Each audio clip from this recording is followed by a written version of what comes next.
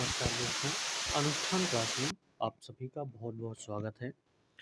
आप सभी को हाल ही में यूपी से कुछ बेहद अ, खुशी वाले माहौल दिखाई दे रहे हैं, जो कि नई प्राथमिक शिक्षा भर्ती को लेकर है या नई शिक्षक भर्ती को लेकर है, जिसमें हाई कोर्ट ने 27,713 पदों के लिए क्या किया है, घोषित किया है कि 2 महीने के अंदर नई भर्ती या नई वैकेंसी जारी किया जाए।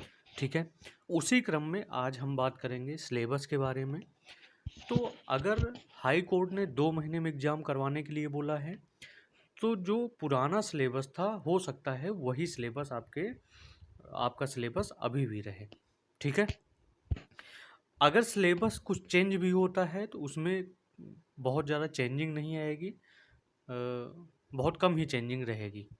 ठीक है, तो आइए उसी क्रम में हम देखते हैं कि पहले का जो सिलेबस था सुपर टेट या टीचिंग वैकेंसी के लिए, टीचिंग एग्ज़ाम के लिए वो क्या था।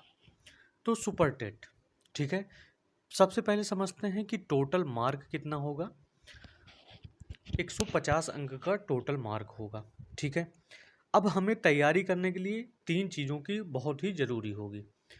पहली चीज़ होगी हार्ड वर्किंग, दूसरी चीज़ ज़रूरत होगी स्मार्ट वर्किंग, और तीसरी चीज़ की ज़रूरत जो होगी वह होगी किस चीज़ की, वो होगी स्ट्रेटजी, कि आपकी स्ट्रेटजी किस प्रकार से बनाई जाए।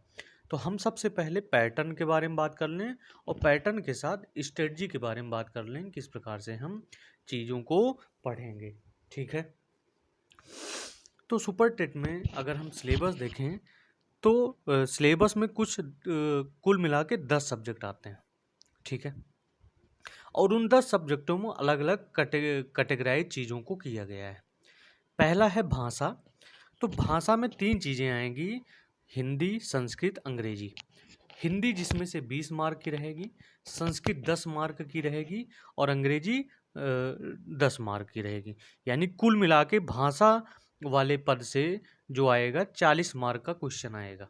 ठीक है, विज्ञान, विज्ञान में कुछ 10 प्रश्न रहेंगे और वो कितने नंबर के होंगे, 10 मार्क के होंगे। गणित, गणित में 20 प्रश्न रहेंगे और प्रत्येक एक एक मार्क का होने के कारण गणित भी कितने अंक का हो गया है, 20 मार्क का हो गया है। पर्यावरण या पर्यावरण और साथ में सामाजिक अध्ययन दोनों मिला के कुल कितने मार्क का है, 10 मार्क का है।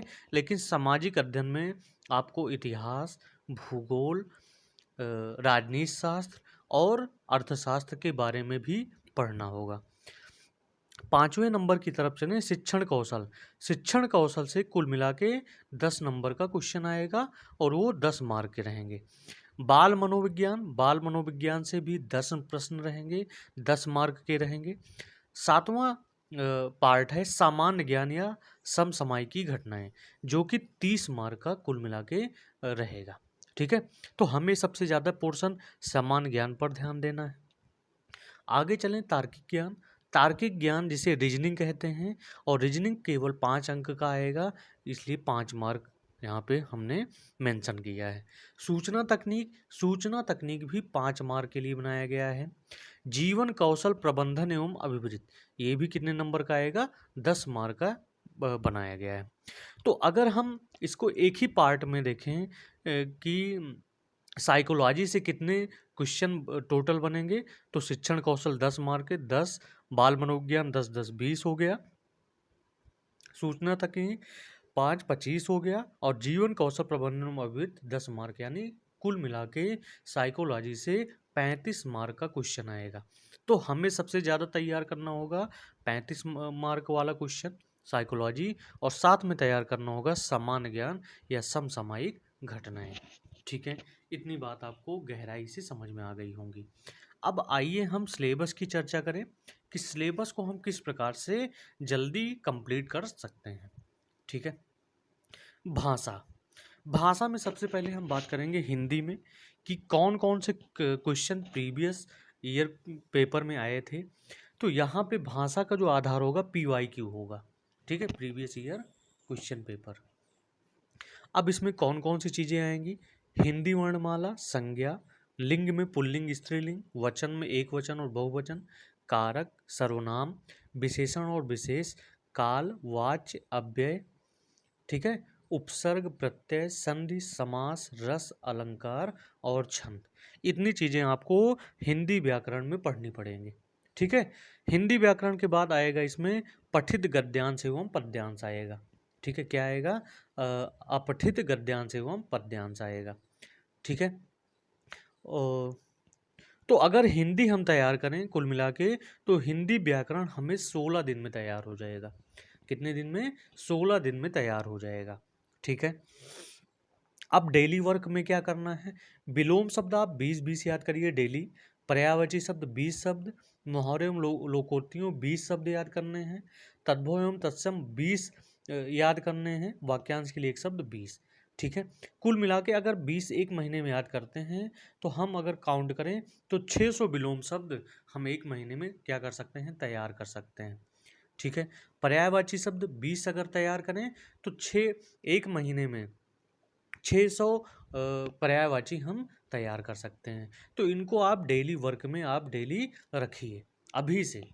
ठीक है, ताकि एग्जाम आते आते आपका कंप्लीट रूप से चीज़ें क्या हो जाएं? तैयार हो जाएं।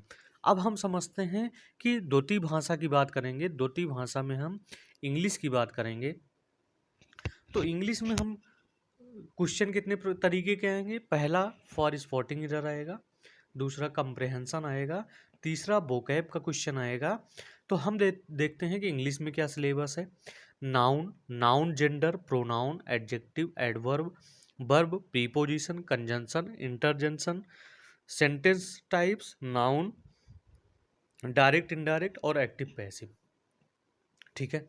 और ये भी आपका पेपर 16 दिन में तैयार हो सकता है, या हम 20 दिन मान लेते हैं। 20 दिन में ये चीज़ें आपको अच्छे तरीके से तैयार हो जाएंगी। और साथ में डेली वर्क में क्या करना है? डेली वर्क में 1 वर्ड सब्स्टिट्यूशन डेली 10 याद करने हैं। इडियम फ्रेजेज डेली 10 याद करने हैं। वर्ड मीनिंग डेली 10 याद करने हैं। और स्पेलिंग एरर डेली 5 याद करने हैं। अगर एक महीने का भी हम टारगेट बना लें, ठीक है, तो वर्ड सब्स्टिट्यूशन एक महीने में 300 तैयार होगा। इडियम फ्रेज 300 तैयार होगा। वर्ड मीनिंग आपका कितना तैयार होगा? 300 तैयार होगा। और स्पेलिंग एरर भी कितना तैयार होगा? वो 150 स्पेलिंग एरर आपको तैयार हो जाएंगे। ठीक है। और यहाँ पे हम देखेंगे कि भाषा को हमने 3 भाग में बांटकर उसके विभिन्न सिलेबस के बारे में बता दिया है। संस्कृत में जितनी चीज़ें हिंदी में आएंगी उतना ही संस्कृत में आप रख लीजिए, उतनी ही चीज़ें संस्कृत में आने की संभावना है। ठीक है। तो हिंदी में व्याकरण, व्याकरण का हमने सिलेबस बता दिया, साथ में अपठित पद्यांश और गद्यांश और पद्यांश। संस्कृत में व्याकरण, व्याकरण के साथ अपठित गद्यांश आएगा। अंग्रेजी में 10 मार्क का व्याकरण और कंप्रेहेंशन क्वेश्चन आएंगे। ठीक है। अब चलते हैं विज्ञान की तरफ। तो विज्ञान का क्या सिलेबस है? तो सुपर टेट एग्जाम में विज्ञान में कुल 11 टॉपिक दिए गए हैं। दैनिक जीवन में विज्ञान, गति, बल, ऊर्जा, प्रकाश, ध्वनि, जीवों की दुनिया, मानव शरीर स्वास्थ्य, स्वच्छता एवं पोषण, पर्यावरण एवं प्राकृतिक संसाधन और पदार्थ की अवस्थाएं। तो ये बात हुई आपकी विज्ञान के सिलेबस की। अब हम देखते हैं गणित के सिलेबस में क्या क्या आएगा। तो गणित के सिलेबस में कुछ कुल मिला के 18 टॉपिक दिए गए हैं। अंकीय क्षमता, गणितीय संक्रियाएं, दशमलव, स्थानीय मान, भिन्न, ब्याज, लाभ हानि, प्रतिशत, गुणनखंड, एकीक नियम, सामान्य बीजगणित, क्षेत्रफल, औसत। ठीक है। औसत के साथ आएगा आयतन, अनुपात, सर्वसमीकाएं, सामान्य ज्यामिति और सांख्यिकी। सामान्य ज्यामिति का मतलब ज्योमेट्री पोर्शन आपका आएगा, और सांख्यिकी के बहुत ज़्यादा क्वेश्चन आते हैं। ठीक है। तो ये चीज़ें आप ध्यान में रखिए। अब हम चलते हैं पर्यावरण और सामाजिक विज्ञान में क्या सिलेबस रखा जाएगा। ठीक है। पर्यावरण और सामाजिक विज्ञान में क्या सिलेबस रखा जाए। तो अगर हम पर्यावरण देखें तो पर्यावरण में पर्यावरण संरक्षण, प्राकृतिक आपदा प्रबंधन से संबंधित क्वेश्चन आएंगे। साथ में यूपी टेट में आपने जो भी पर्यावरण में पढ़ा होगा वो सारी चीज़ें इसमें आ सकती हैं। इतिहास में सबसे इम्पॉर्टेंट पोर्शन है भारतीय स्वतंत्रता संग्राम। ठीक है। भारतीय समाज सुधारक और राष्ट्रीय आंदोलन के बारे में हम इतिहास में ही पढ़ेंगे। ठीक है। भूगोल के बारे में, भूगोल में देखिए, भूगोल में कुछ कुल मिला के 10 टॉपिक हैं। पहला पृथ्वी की संरचना पढ़ना इंपॉर्टेंट है, नदियाँ, तीसरा पर्वत, चौथा महाद्वीप, पांचवा महासागर, छठा प्राकृतिक संपदा, सातवां अक्षांश एवं देशांतर, आठवां सौर मंडल, नौवां भारतीय भूगोल, 10वां यातायात एवं सड़क सुरक्षा। और भारतीय भूगोल में आपको 10 टॉपिक इसमें भी पढ़ने होंगे। ठीक है, तो ये चीज़ें अगर तैयार कर लेते हैं तो आपका एग्जाम कहीं भी नहीं जाएगा। साथ में हम राजनीति शास्त्र में देखें तो राजनीतिक शास्त्र में भारतीय संविधान और हमारी शासन व्यवस्था किस हिसाब से थी, यानी जितने भी आर्टिकल होंगे इसके अंतर्गत आ जाएंगे। अर्थव्यवस्था, अर्थव्यवस्था में भी आपका जो सिलेबस है वही जितना अर्थव्यवस्था में पढ़ना है, जो आप एसएससी लेवल में या पढ़ चुके हो या किसी और एग्जाम में पढ़ चुके हो, उतना ही सिलेबस यहाँ पे पढ़ना है। आगे चलें, शिक्षण कौशल में हम देखें तो शिक्षण कौशल में शिक्षण अधिगम के सिद्धांत, जो कि आपके फर्स्ट सेमेस्टर का जो पेपर, पहला पेपर है, दूसरा पेपर है, उसको ले बुक से पढ़ सकते हैं हम। आरंभिक स्तर पर पठन कौशल, लेखन एवं गणितीय क्षमता, जो कि चौथे सेमेस्टर डीएलएड में था, या एनआईओएस में आप देख सकते हैं। तीसरा है वर्तमान भारतीय समाज एवं प्रारंभिक शिक्षा, जो कि द्वितीय सेमेस्टर में था और दूसरा पेपर था। प्रारंभिक शिक्षा के नवीन प्रयास, ये भी सेकेंड सेमेस्टर में था। शैक्षिक प्रबंधन एवं प्रशासन थर्ड सेमेस्टर में था। और शैक्षिक मूल्यांकन एवं मापन थर्ड सेमेस्टर में आपने जो डीएलएड में पढ़ा है, अगर उसको बेहतरीन तरीके से पढ़ लेते हैं तो आपका शिक्षण कौशल तैयार हो जाएगा। अब चलते हैं बाल मनोविज्ञान। तो बाल मनोविज्ञान में व्यक्तिक विभिन्नता, दूसरा बाल विकास को प्रभावित करने वाले कारक, सीखने की आवश्यकता की पहचान, पढ़ने के लिए वातावरण का सृजन करना, सीखने के सिद्धांत, कक्षा शिक्षण में सीखने की व्यवहारिक उपयोगिता एवं प्रयोग। ठीक है, इसको छठा टॉपिक मान लीजिए। इसको सातवां कि दिव्यांग छात्रों हेतु विशेष व्यवस्था या समावेशी शिक्षा क्या है, इसके बारे में आपको बाल मनोविज्ञान में पढ़ना होगा।